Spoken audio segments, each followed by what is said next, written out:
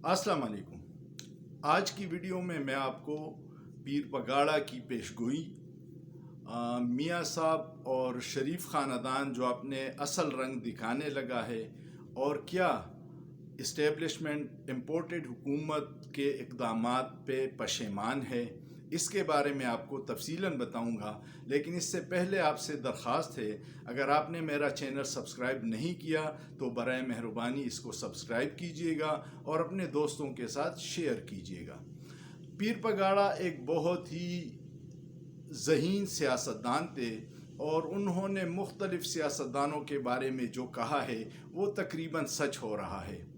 पीर पगाड़ा साहब ने शरीफ ख़ानदान के बारे में कहा था कि जब ये इक़्तिदार में होते हैं तो आपको गले से पकड़ते हैं और जब ये इक़्तिदार से बाहर होते हैं तो फिर आपके पाँव पड़ते हैं।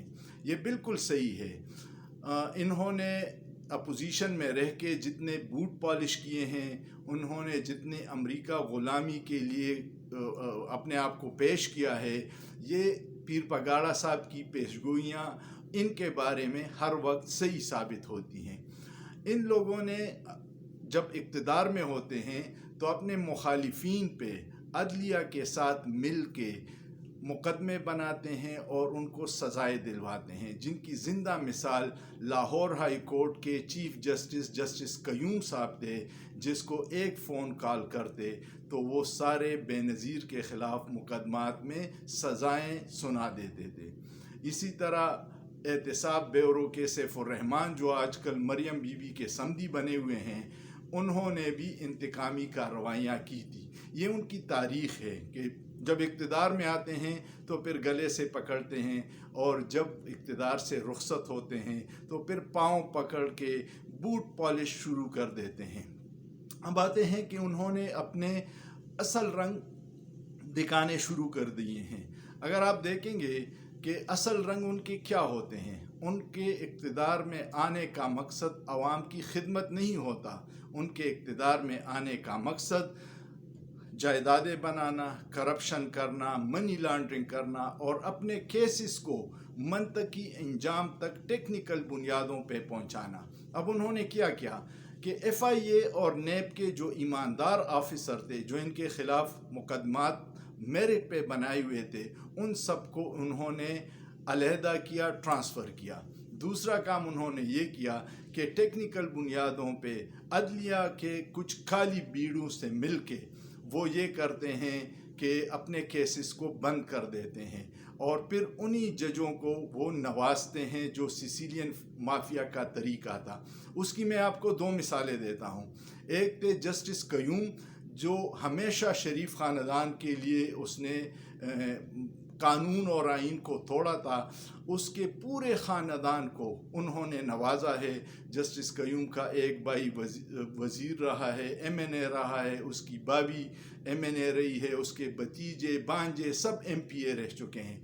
दूसरी मिसाल मैं आपको रफ़ीक तारड़ का देता हूँ, जिन्होंने जस्टिस सजाद अली शाह के केस में शहबाज शरीफ के साथ मिलकर केस भर के क्वेटा गए थे और वहाँ पे क्वेटा हाई कोर्ट से अपने ही सुप्रीम कोर्ट के चीफ जस्टिस के ख़िलाफ़ फ़ैसला दिलवाया था, जिसके बदले में फिर जस्टिस साहब को सदर बना दिया था। ये हमारी तारीख़ के स्याह तरीन इक़दामात हैं। तो ये करते यही हैं कि अपने केसेस ख़त्म कर देते हैं। अब उन्होंने बैक जुम्बश दूसरा ये काम किया कि तकरीबन 3000 लोगों को ECL से निकाल दिया। ये वो लोग थे जिन पे करप्शन के, मनी लॉन्ड्रिंग के, दहशतगर्दी के केसेस थे और जो मुल्क से भाग नहीं सकते थे।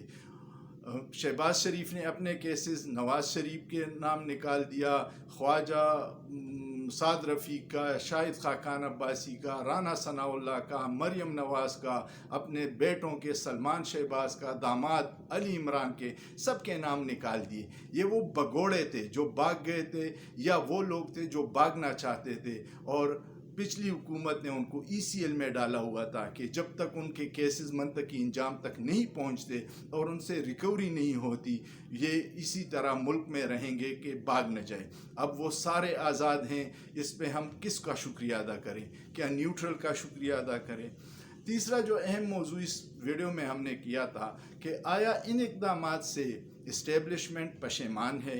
लाजमी बात है कि इदारों के कुछ लोगों की गलती की वजह से बहुत बेचैनी बढ़ गई है, मुल्क में भी और इदारों में भी। और अब तो रिटायर्ड जनरल साहिबान ने भी खुल के अर्ली इलेक्शन का मुतालबा कर दिया है कि बेचैनी ख़त्म होने की वाहिद हल ये है कि आप इलेक्शन कर ले, हकीकी नुमाइंदों को आप इक़्तिदार मुंतकिल कर दे। ये इदारे की मजबूती पाकिस्तान की मजबूती है, और इदारों में बेचैनी या अवाम में बदगुमानी ये पाकिस्तान की बदकिस्मती होगी।